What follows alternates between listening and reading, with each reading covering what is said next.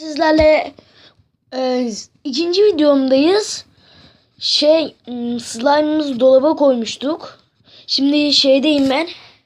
Göstereyim. Yatak odasındayım. Yatak odasındayım işte. Ben şimdi slime'ı getireyim. Olsun.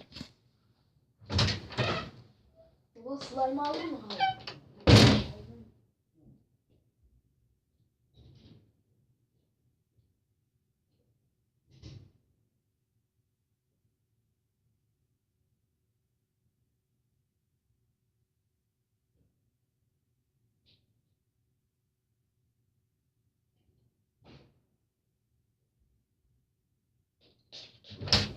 Evet arkadaşlar, geldim.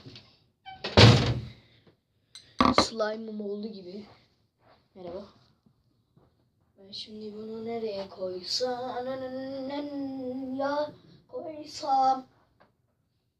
evet. Şimdi bunu nereye koysam arkadaşlar? Şuraya koyayım. Ya da şuraya koyayım.